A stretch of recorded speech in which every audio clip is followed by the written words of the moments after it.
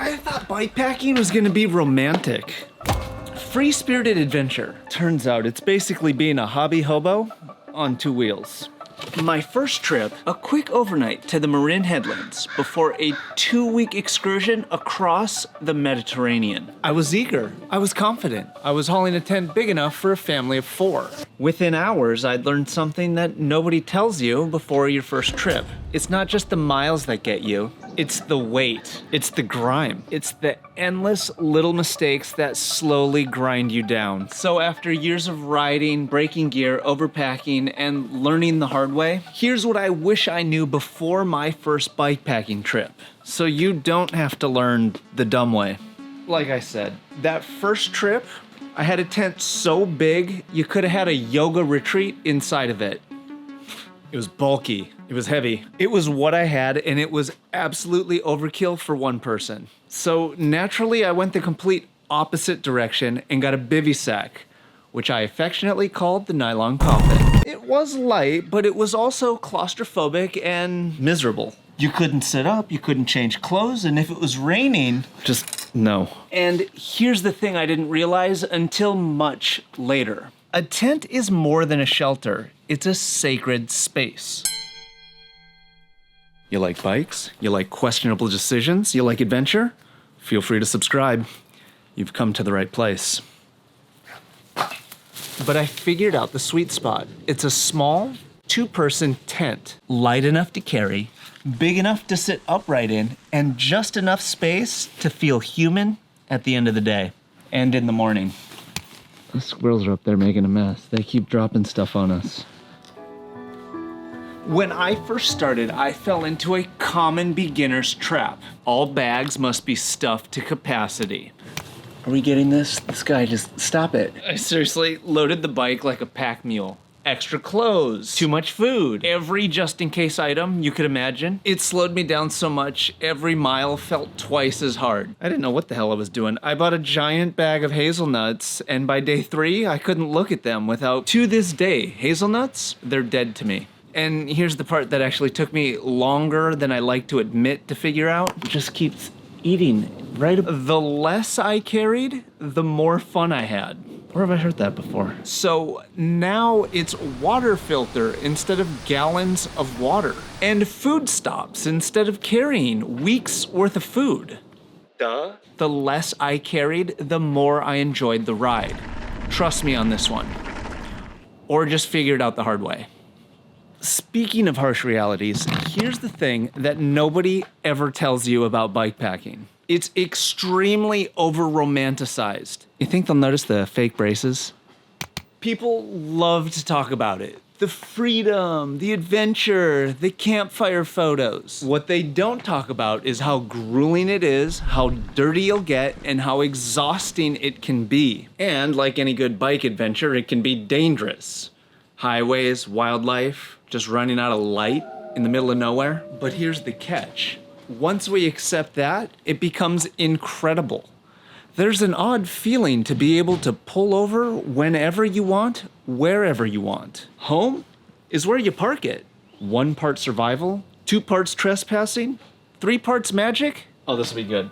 What's the strangest place you've ever camped? I think mine was under a road sign next to a highway somewhere in Turkey.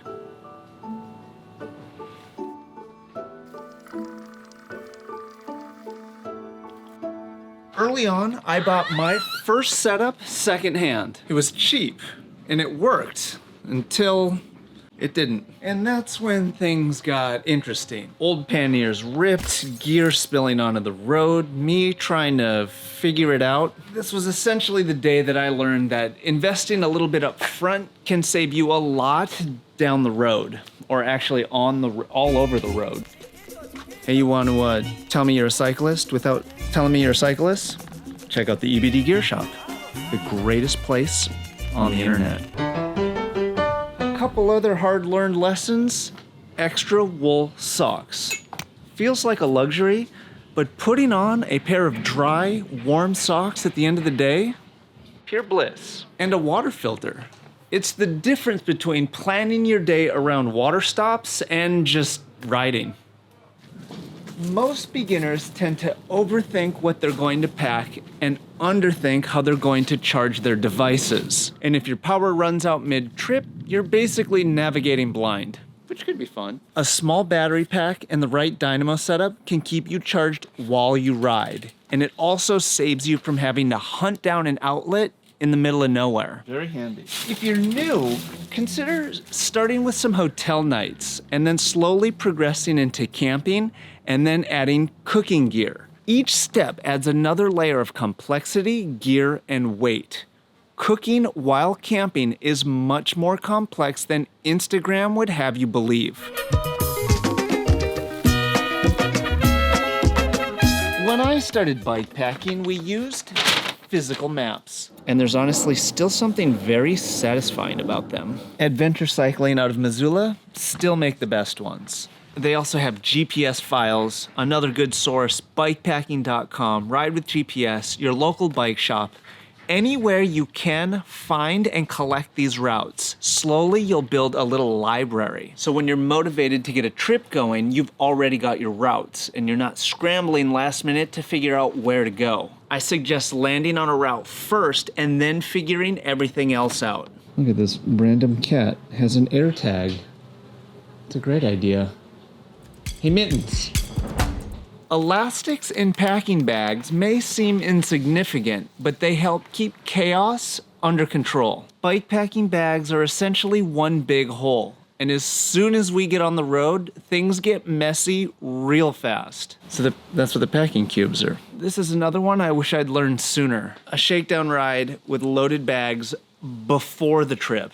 Yeah, I could have used this video 20 years ago. It doesn't even have to be the actual gear. Just fill up the bags, go for a ride, and find out what's gonna rattle loose now instead of when you're days away from home. Why is logic so logical after the fact? And don't forget to budget a little extra time to set this rig up. Bikepacking isn't just tossing a bag on. There's always some unexpected thing. A bottle cage has to move, a clamp's gotta be adjusted, like it's a thing. So, you've been warned. Like most things in life, bikepacking isn't about perfectionism. It's about striking a balance between the right gear, the right weight, and the right amount of tolerance that you can handle. And if you're curious about exactly what I take on an overnight bikepacking camping mission, well, you'll have to watch this video where I go through all the gear. Yep, nose to toes, the whole thing.